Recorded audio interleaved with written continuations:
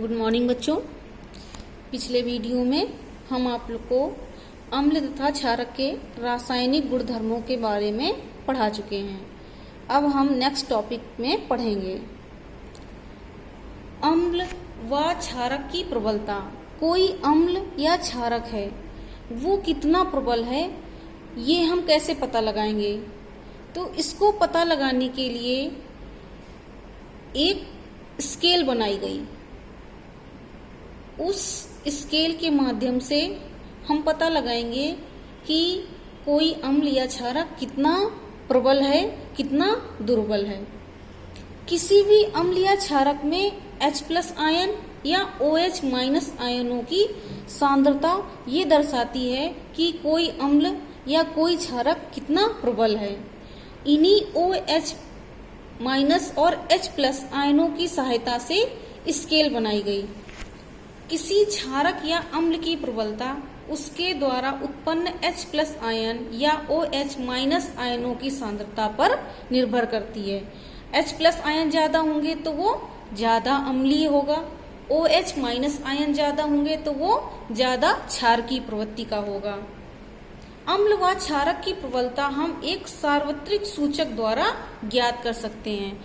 उसको कहा गया सार्वत्रिक सूचक या सार्वभौमिक सूचक। उसको बोलते हैं pH स्केल। क्या बोलते हैं? pH scale. ये सूचक किसी विलयन में हाइड्रोजन आयन की विभिन्न सांद्रता को विभिन्न रंगों में प्रदर्शित करते हैं। जितनी सांद्रता होगी उसके अनुसार उसके रंग क्या होंगे? परिवर्तित होते जाएंगे और हमें पता चलेगा कि कोई विलयन कितना अम्लीय है या कितना क्षारीय है। इस स्केल पे 0 से लेकर 14 तक के निशान बने होते हैं। 0, 1, 2, 3, 4, 5, 6, 7, 8, 9, 10, 11, 12, 13, 14। अब देखो सबसे मिडिल में क्या है? 7 है। तो इसको बताया गया उदासीन। उदासीन मतलब ये ना अम्लीय है और ना ही क्षारीय है। इधर से अगर हम पीछे जाएंगे जितना कम होते जाएंगे तो उसकी अम्लीयता बढ़ती जाएगी और उदासीन से जितना बढ़ते जाएंगे 14 की तरफ क्षारकता उसकी बढ़ती जाएगी। तो जितना कम नंबर pH का होगा वो उतना ही ज्यादा अम्लीय होगा और जितना ज्यादा नंबर होगा वो उतना ही ज्यादा क्षारकीय प्रवृत्ति का होगा। अगर pH 7 है तो विलयन कहलाएगा उदासीन, ना ही अम्लीय और ना ही क्षारीय।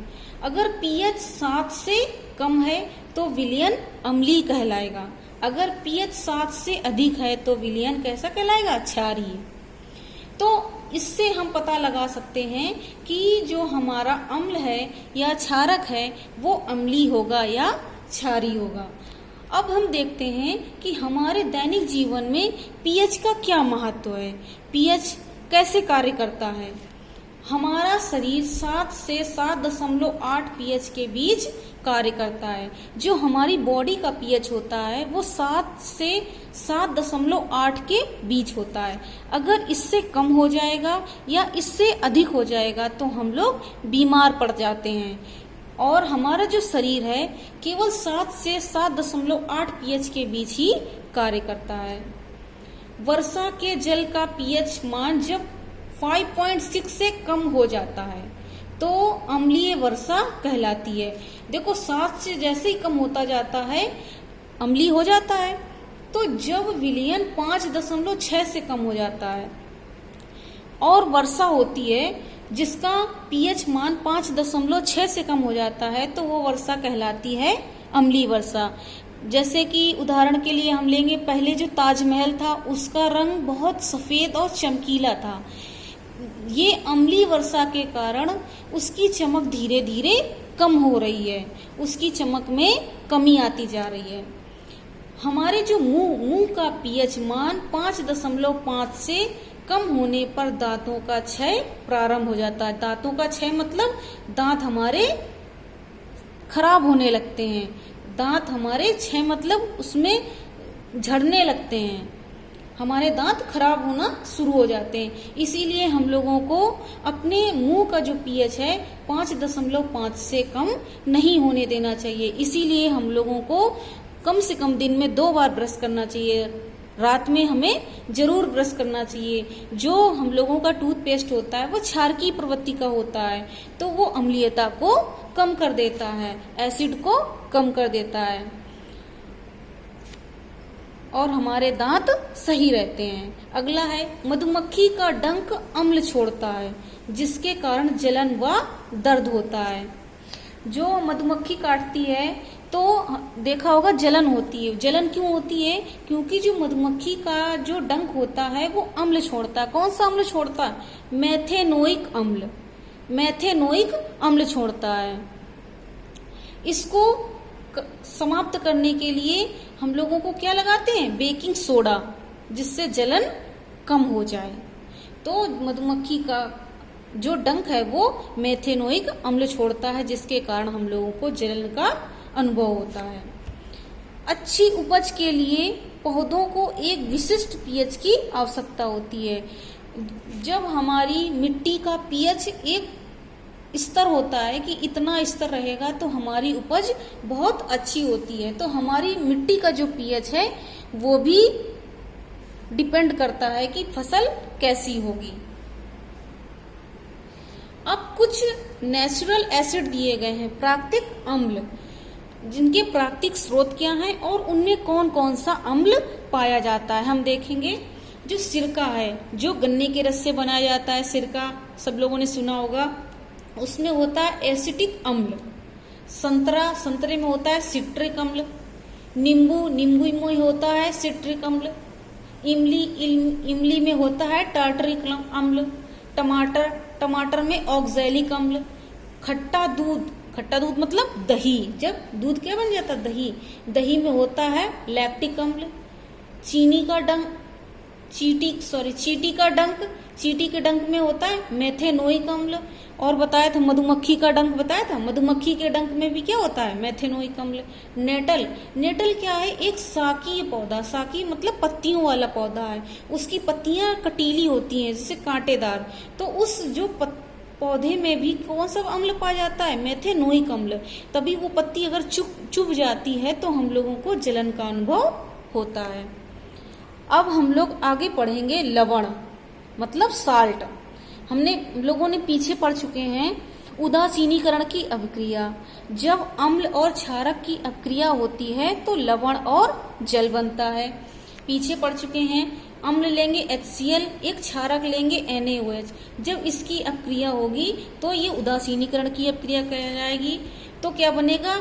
NaCl और H2O।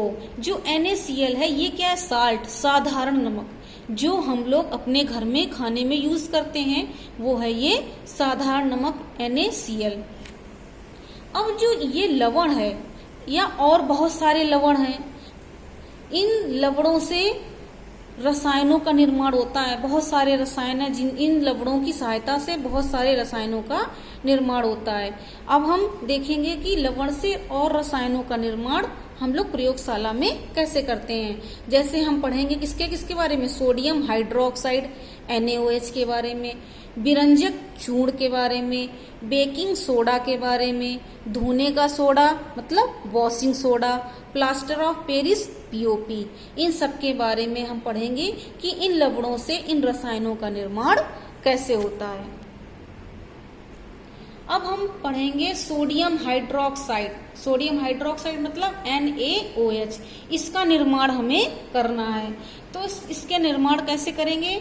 सोडियम क्लोराइड मतलब NaCl, साधारण नमक। सोडियम क्लोराइड के जलीय विलयन से विद्युत प्रवाहित करने पर यह वियोजित होकर सोडियम हाइड्रोक्साइड उत्पन्न करता है। इस प्रक्रिया को क्लोर क्षार प्रक्रिया कहते हैं। NaCl है, इस पे क्या प्रवाहित करेंगे? इसमें क्या डालेंगे? जल। जब इसके जलीय विलयन में क्या करते हैं? विद्युत प्रवाहित करते हैं, इसमें करंट फ्लो करते हैं।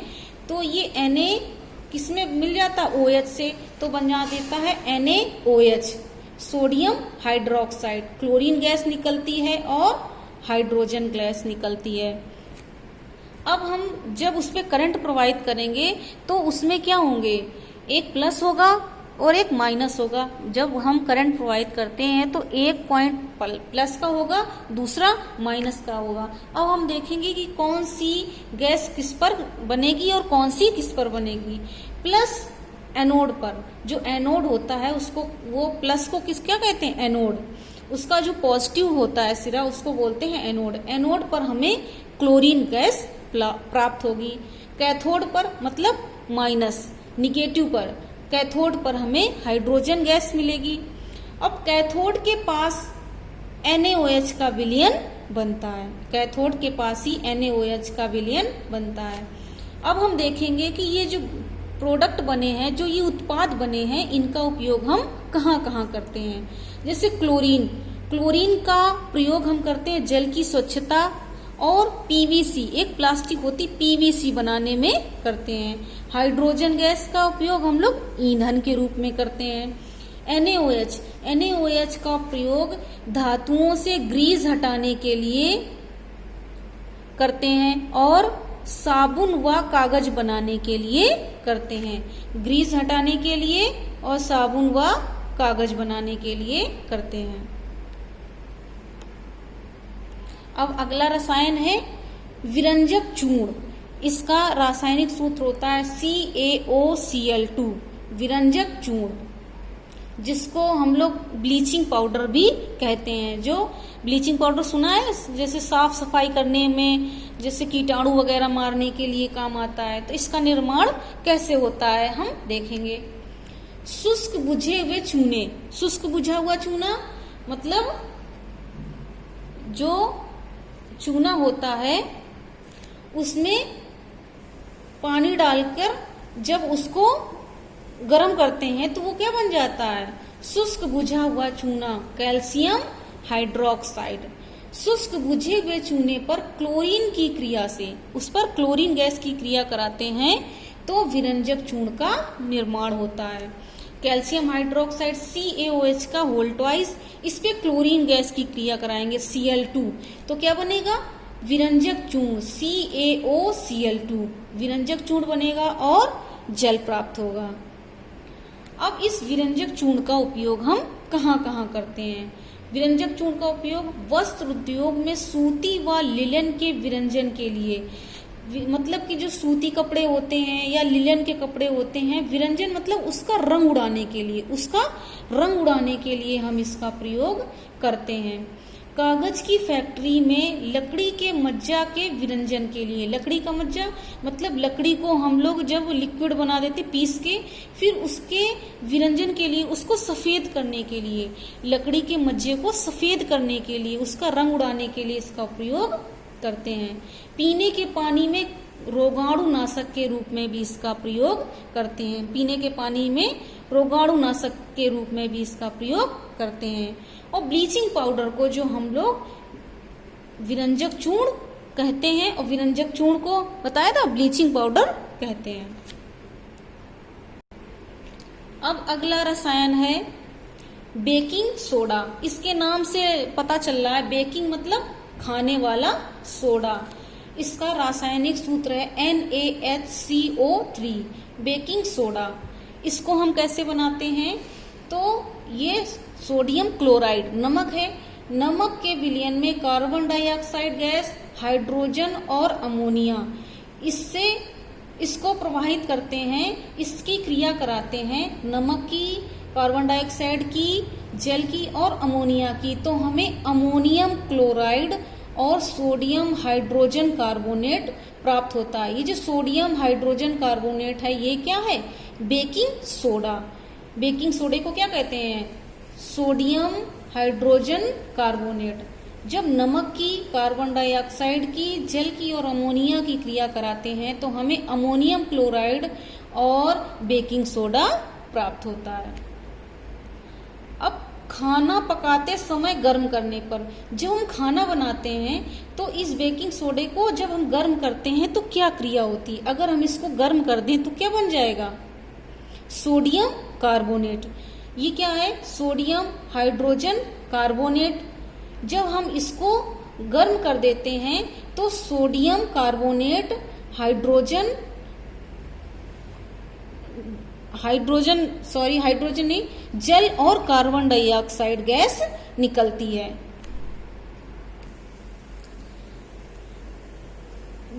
इसका उपयोग हम लोग कहाँ कहाँ करते हैं? बेकिंग पाउडर बनाने में। बेकिंग पाउडर और बेकिंग सोडा दो चीजें हैं, देखो, एक बेकिंग पाउडर, एक बेकिंग सोडा। बेकिंग पाउडर और बेकिंग सोडा में थोड़ा सा अंतर है। जब हम लोग दुकान पे जाते हैं, लोग जैसे बेकिंग सोडा मांगते हैं तो पाउडर दे देते हैं। तो बेकिंग सोडे में अगर टार्टरिक अम्ल मिला दिया जाता है तो वो बन जाता है बेकिंग पाउडर, और अगर बेकिंग पाउडर से टार्टरिक अम्ल हटा दिया जाए तो वो बन जाएगा बेकिंग सोडा। तो बेकिंग सोडे का प्रयोग किसमें करते हैं? बेकिंग पाउडर बनाने में। यह एंट एसिड का एक संगठक है। संगठक, एंट एसिड मतलब जब हम लोगों को एसिडिटी होती है तो हम लोग क्या यूज करते हैं? कहते हैं इनो लेते हैं, है ना। इनो क्या होता है? इनो में भी बेकिंग सोडा होता है। तो वो जो एंट एसिड मतलब एसिडिटी होती है उसको क्या कर देता है? एसिड और बेस जब मिल जाते हैं तो क्या बन जाता है? लवण, साल्ट और जल। तो उसको निष्क्रिय करके साल्ट बना देता है, तो वो एसिडिटी को समाप्त कर देता है। हमारे इनो वगैरह में भी क्या बेकिंग सोडा होता है। अग्निशामक में भी इसका उपयोग किया जाता है। अग्निशामक आग बुझाने में इसका प्रयोग किया जाता है। क्यों? आग बुझाने में इसका प्रयोग कैसे होता है? क्योंकि ये कार्बन डाइऑक्साइड गैस निकालता है। कार्बन डाइऑक्साइड क्या करता है? आग को बुझा देता है, और ऑक्सीजन गैस आग को बढ़ाता है। तो कार्बन डाइऑक्साइड गैस निकालता है, इसलिए अग्निशामक में भी इसका उपयोग किया जाता है।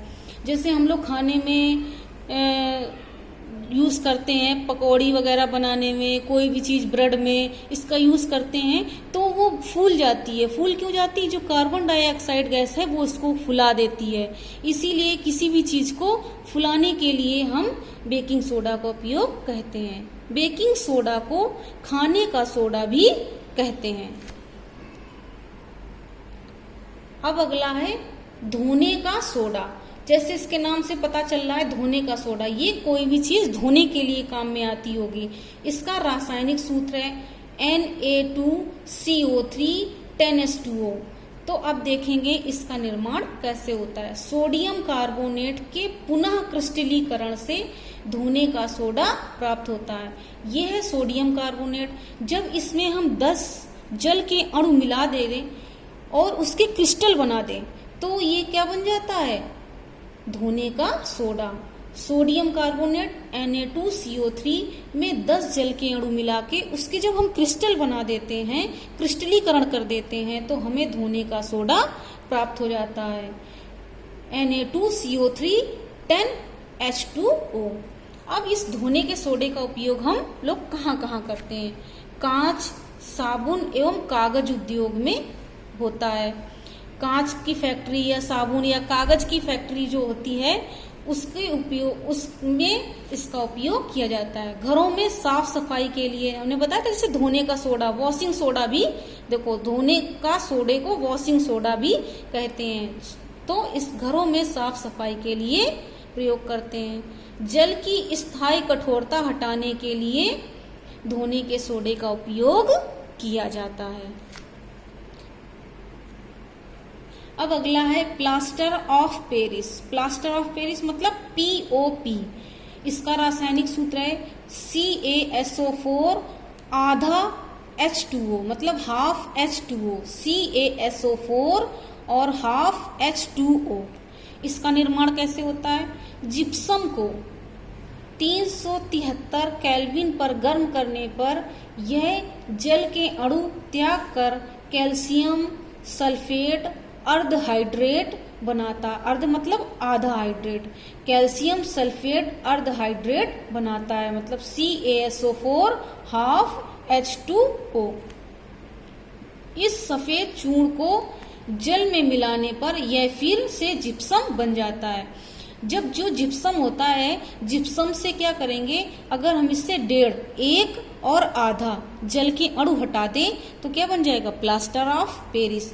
और प्लास्टर ऑफ पेरिस में अगर हम 1.5 एक और आधा जल का अणु मिला दें तो क्या बन जाएगा, फिर से जिप्सम बन जाएगा। हम लोग घर में ही देखते हैं, जब घर में वॉल वगैरह में पुट्टी होती है, जिप्सम लाते हैं, पीओपी होती है, तो जैसे पीओपी में जैसे ही हम लोग पानी डालते हैं क्या होती है, वो बाद में ठोस हो जाती है बहुत जल्दी, तो वो क्या बन जाती है, प्लास्टर ऑफ पेरिस।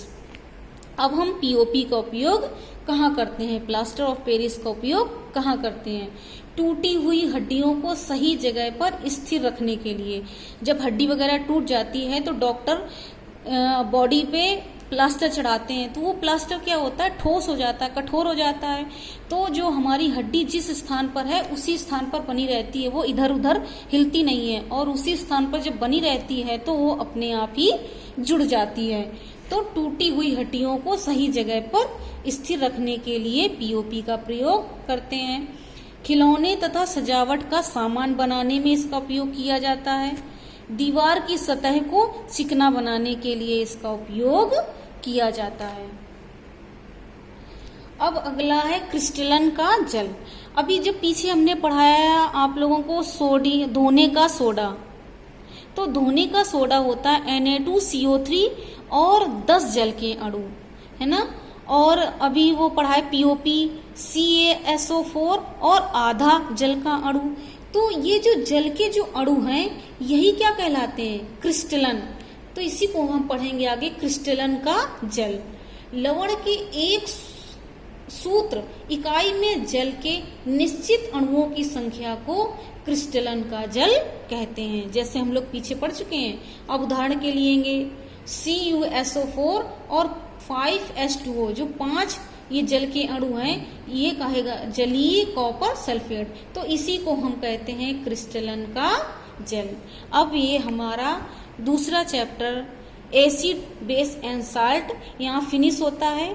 अब अगले चैप्टर में हम लोग पढ़ेंगे धातु एवं अधातु, मेटल एंड नॉन मेटल।